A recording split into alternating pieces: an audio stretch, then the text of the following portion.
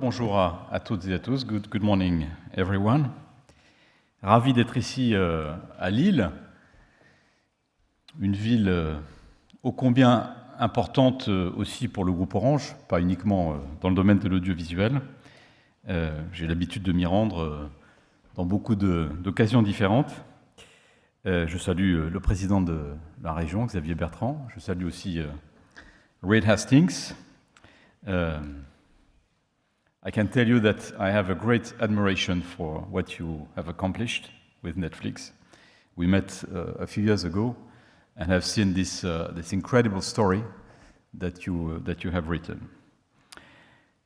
Nous sommes Orange un partenaire de ce festival depuis, je pense, quasiment l'origine. Et ce matin, je vais simplement essayer de vous donner un peu le point de vue d'un opérateur comme Orange, opérateur télécom, sur la question des séries, sur plus généralement d'ailleurs ce qu'on appelle la convergence entre les télécoms et l'audiovisuel et les médias. Orange est un opérateur européen, d'abord, et aussi avec une exposition forte en Afrique et au Moyen-Orient. C'est ce qui fait un peu son originalité. J'essaierai également d'en dire quelques mots. Bon, c'est une évidence que les séries aujourd'hui sont, on va dire, le contenu roi, le contenu phare du monde digital, et que pour les opérateurs que nous sommes, le phénomène des séries, l'engouement pour les séries, le mode de consommation d'ailleurs des séries correspond parfaitement, et peut-être la plus belle illustration de ce qu'on appelle la révolution digitale aussi, dans la consommation des images et la consommation des médias. Et je voudrais commencer par rappeler, parce que dans ce public averti, j'imagine que tout le monde est très familier avec cela, mais ce que nous voyons aujourd'hui en termes de révolution d'abord des usages, de révolution des modes de consommation. Et montrer en quoi finalement la série épouse parfaitement cette évolution des besoins, cette évolution des comportements des consommateurs d'images. Qu'est-ce qu'on voit aujourd'hui ? On voit d'abord l'explosion de la consommation délinéarisée, de tous les contenus d'ailleurs. On voit également l'explosion de la consommation sur tous les types d'écrans. Il est bien loin le temps où la télévision, le cinéma à la maison ou les séries, puisqu'il y en avait quand même dans les années 60 ou 70, se regardaient sur un canapé devant un écran de télévision, le même pour toute la famille. Aujourd'hui, vous le savez, c'est la multiplication des écrans, la réduction de la taille d'ailleurs des écrans aussi, avec l'avènement du smartphone. Dans un foyer moyen français aujourd'hui, il y a 7 écrans connectés, et on estime que ce chiffre va encore doubler probablement dans les années qui viennent. Et donc cette fragmentation, si on peut dire, des supports sur lesquels on regarde les images est un phénomène absolument majeur qui correspond probablement aussi, ou en tout cas épouse assez bien, le format des séries, avec aussi l'apparition d'ailleurs de nouveaux formats pour les petits écrans. C'est bien sûr l'avènement du streaming, c'est l'avènement du binge-watching, cette pratique consistant à regarder en une fois tous les épisodes d'une saison de série. Et puis c'est le développement de la consommation en over-the-top, donc directement sur Internet, mais aussi, et c'est important de le souligner, en tout cas dans nos pays européens, la télévision par IP, avec les box installées dans les foyers, qui reste quand même un mode de diffusion majeur, qui d'ailleurs a plutôt tendance à progresser, notamment avec le déploiement des réseaux de fibre optique jusqu'à l'abonné. Donc ce monde qui s'est maintenant mis en place, on voit qu'il s'accélère considérablement, et tout ce que j'ai décrit là, la délinéarisation, la multiplication et fragmentation des écrans, les consommations de médias en streaming ou en binge, par OTT ou à travers la box, tout ça ne fait qu'accélérer année après année, et dessine finalement un monde des médias et aussi des pratiques de consommation des médias qui sont totalement nouvelles. Dans ce monde, et c'est mon deuxième point, on a vu arriver depuis quelques années un certain nombre de nouveaux acteurs, et en particulier quelques grandes plateformes digitales qui ont peut-être compris mieux que, et plutôt que d'autres, que le monde digital allait changer profondément cet aspect de l'audiovisuel et aussi les modes de consommation. Évidemment, on pense d'abord à Netflix, mon cher Reed. Je crois que sur Netflix, 19 des 20 programmes les plus regardés sont des séries. Donc, on peut dire que les séries sont quand même peut-être le premier facteur clé de succès de la plateforme de Netflix, qui est globalement une formidable réussite en termes d'impact, d'audience. On est, je l'ai dit, un grand admirateur de ce qui a été fait par Reed, et en même temps, je ne peux m'empêcher, en tant qu'Européen, de regretter qu'on n'ait pas été capable, en Europe, entre tous les acteurs de l'audiovisuel, de créer quelque chose, une plateforme, peut-être européenne, peut-être française au départ, qui propose des contenus et un modèle économique alternatif, ou concurrent, ou compétiteur, ou capable d'apporter aussi un choix plus riche dans ce domaine de la SVOD. C'est pas faute d'avoir essayé. Il y a quelques années, on avait un projet avec nous, Orange, avec TF1 et M6, de faire une sorte de, entre guillemets, pardon Reed, petit Netflix français. Malheureusement, ce projet n'a pas pu voir le jour parce que pour qu'on puisse lui donner une équation économique viable, il fallait quelques modifications dans la régulation qu'on est allé demander aux autorités, qui nous ont écoutés poliment, mais qui n'ont pas dû considérer que c'était suffisamment intéressant comme perspective, et donc il ne s'est rien passé. Ça reste un sujet. Vous savez qu'il y a encore ici et là, et de temps en temps, des projets qui ressortent. Il y en a un aujourd'hui autour de France Télévisions, avec lequel aussi on est associé.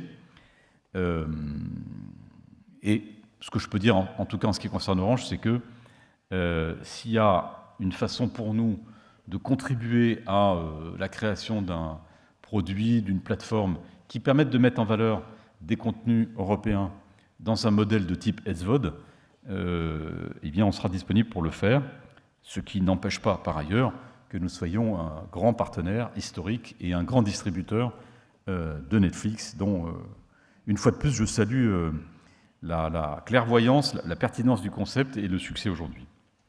Il y a aussi, au-delà de ces grandes plateformes globales, l'arrivée des grands acteurs de l'OTT. Évidemment, tout le monde pense à Amazon. Moi, ce qui me frappe dans ce qu'on voit aujourd'hui, c'est l'ampleur des investissements dans ce secteur. Je disais récemment que le Seigneur des Anneaux, c'est 750 millions de dollars de budget pour cette série, 750 millions de dollars de budget, donc je crois 250 uniquement pour Amazon sur les droits d'une saison. Un épisode de Game of Thrones, qui est la série phare de HBO, dont nous sommes le distributeur exclusif, ça peut atteindre 20 millions de dollars. Donc on voit qu'on est quand même dans ce monde des séries, dans une course au talent aussi, une créativité d'ailleurs absolument incroyable, mais aussi une inflation des budgets et une inflation des droits aussi, qui est un phénomène tout à fait frappant. La question qu'il y aura derrière, évidemment, c'est celle de la capacité aussi des consommateurs de répondre, et donc de boucler cette équation économique, parce que si ces séries sont produites avec des budgets pareils, il faut encore qu'il y ait des consommateurs à la fin qui soient capables de payer une chaîne payante, une plateforme de SVOD, et qui permettent de trouver un équilibre économique sur l'ensemble de cette chaîne. Donc des investissements gigantesques, l'arrivée de ces nouveaux acteurs de l'OTT qui, au niveau des séries, mais pas uniquement au niveau des séries, je pense qu'on ne va pas tarder aussi à les voir arriver sur d'autres types de contenus, et je pense au sport notamment, change la donne. Au milieu de tout ça, il y a quand même les opérateurs que nous sommes, avec des services qui existent déjà depuis longtemps, qui ont d'ailleurs, on peut dire préfigurer aussi un peu tout ce nouveau monde. Je pense à la vidéo à la demande, dont Orange est un grand acteur, le premier acteur en France, et qui participent aussi de ce paysage et connaissent d'ailleurs aussi de belles croissances. Alors maintenant, quelques mots sur Orange dans tout ça. Quelle est notre stratégie? Qu'est-ce qu'on veut faire? Et comment est-ce qu'on veut se situer par rapport à ce paysage? La première chose qu'il faut dire, c'est qu'Orange est un grand distributeur. Un distributeur de tous les contenus d'ailleurs, avec une idée simple qui est que nous voulons permettre à tous nos clients, où qu'ils se trouvent, d'accéder à l'éventail le plus large possible de contenus. C'est la raison pour laquelle nous avons, au fil du temps, noué des partenariats de long terme, des partenariats forts avec un certain nombre d'acteurs clés de ce monde. Canal+ en France, dont nous sommes effectivement un partenaire fidèle, dans les bons et les moins bons moments, et avec je dirais une actualité dans ce partenariat avec Canal+, qui a fait d'Orange un des vecteurs aussi du renouvellement de Canal dans son mode de distribution, avec le passage d'un modèle purement centré sur l'autodistribution à des accords différents avec les opérateurs. Je pense que les accords qu'on a noués avec Canal à l'automne dernier ont permis aussi à Canal, avec le renouvellement de ses offres, de rebondir aujourd'hui et d'avoir une situation, en France en tout cas, en nette amélioration. On a un grand partenariat mondial avec Netflix, que nous distribuons dans tous les pays où nous sommes opérateurs, une trentaine de pays. Et au fond, qu'est-ce qui caractérise ces partenariats? La complémentarité. Nous sommes un distributeur à travers un parc de box et donc des services de l'IPTV, avec une ambition aussi de qualité, d'innovation. On a introduit, par exemple, les premières exclusivités sur la 4K, sur la très haute définition. Donc technologie, innovation, qualité et caractère structurant et de long terme de ces partenariats. C'est ça qui est, je dirais, la première brique de notre présence et de notre stratégie dans ce domaine. On continuera à le faire et au moment où il y a des débats permanents sur quelles doivent être ces relations entre les opérateurs télécoms que nous sommes et le monde des contenus, nous croyons plus que jamais à la pertinence de ce concept du partenariat, parce que, au fond, les contenus, c'est, pour un opérateur comme nous, soit un sujet de diversification. On décide d'aller vraiment dans cette industrie pour en faire une nouvelle activité, un nouveau business, et aussi peut-être un relais de croissance. Ça n'est pas le choix que nous avons fait. On a d'autres ambitions en matière de diversification, de relais de croissance. En revanche, nous souhaitons capitaliser, valoriser notre puissance de distributeur, notre rôle de distributeur, au bénéfice de nos clients, de nos consommateurs, et aussi pour essayer d'avoir une action profondément positive sur l'écosystème de création des contenus, et ça, c'est un point très important. Donc c'est ça, un peu l'identité, je dirais, d'Orange dans ce domaine. La deuxième chose que nous faisons, c'est que nous sommes un éditeur, quand même, de contenu, avec un actif très important, auquel on est très attaché, qui est OCS. On a fêté les 10 ans d'OCS cette année. OCS a pratiquement 3 millions aujourd'hui d'abonnés en France. OCS a été, je pense, une chaîne innovante dans le paysage français. On a été les premiers, par exemple, à proposer en exclusivité des séries américaines avec quasiment pas de délai entre leur sortie aux États-Unis et leur accessibilité en France. Et sur beaucoup d'autres services, on a été aussi innovants. Et OCS veut garder toujours cette image d'innovation, tout en étant aussi un projet ambitieux. Ambitieux par les contenus qu'on peut trouver dans OCS. On a un accord, vous le savez, d'exclusivité avec HBO, qui nous permet diffuser des séries de HBO. Mais on a toujours de l'ambition pour OCS, et c'est clairement pour nous, Orange, un très bel actif, une très belle position que nous sommes heureux d'avoir, que nous souhaitons continuer à valoriser, à développer. Et vous verrez, dans les semaines et les mois qui viennent, on apportera encore pas mal d'éléments nouveaux sur OCS, avec l'idée d'en faire vraiment, je dirais, une des grandes chaînes payantes françaises, à côté de Canal, à côté de Netflix aussi dans son domaine, mais qui trouve toute sa place et qui permettent là aussi d'enrichir les choix qui sont proposés à tous nos consommateurs. Et puis enfin, la dernière façon dont nous sommes présents dans ce domaine des séries et des contenus, c'est la production, avec Orange Studio, qui a été créé là aussi il y a 10 ans, qui a financé un certain nombre de films, de longs métrages depuis 10 ans, et que j'ai souhaité récemment placer également sur la production de séries, avec une nouvelle enveloppe d'investissement de 100 millions d'euros, de façon là aussi à enrichir, à diversifier les productions du studio. Un premier projet d'ailleurs a été identifié et choisi par le studio, qui est la série autour de l'adaptation du Nom de la Rose, qui est actuellement en tournage en Italie. Voilà au fond ce qu'Orange souhaite être, c'est-à-dire d'abord un distributeur, apportant sa technologie, l'arrivée de la fibre optique aussi massive dans nos pays européens, et en France en particulier,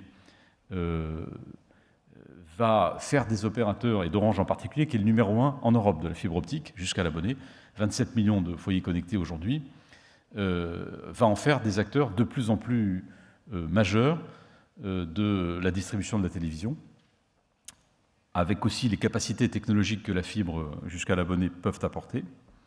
Un éditeur avec OCS, qui est pour nous un actif absolument essentiel, stratégique, et sur lequel on souhaite continuer à apporter de l'ambition et des moyens.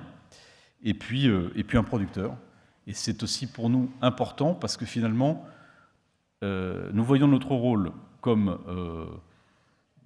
celui d'un distributeur, donc, qui peut apporter au plus grand nombre de foyers dans un pays comme la France, mais aussi dans tous les pays européens et demain africains dans lesquels nous sommes, l'éventail le plus large possible des contenus, donc un distributeur, mais aussi un acteur à part entière de cet écosystème avec des responsabilités. Il y a une dimension citoyenne aussi dans le regard que nous posons sur ce secteur. C'est aussi la raison pour laquelle on est engagé dans un certain nombre de débats et toujours aussi disponible pour échanger avec toutes les parties prenantes de cette économie des contenus. On veut être fondamentalement des gens qui construisent, qui consolident, qui favorisent aussi la créativité en Europe, parce qu'on est un groupe fondamentalement européen, ce qui ne veut pas dire qu'on est anti-américain, bien entendu, mais on tient aussi à cela. C'est au fond tout ça qui façonne un peu l'identité d'Orange. Ça s'applique particulièrement à ce monde des séries et au domaine des séries, mais c'est plus largement valable pour tout ce qui touche aux médias et à l'édition et à la création des médias. Voilà ce que je voulais vous dire ce matin. Merci de votre attention et je vous souhaite évidemment des débats et des travaux très intéressants tout au long de cette journée. Merci.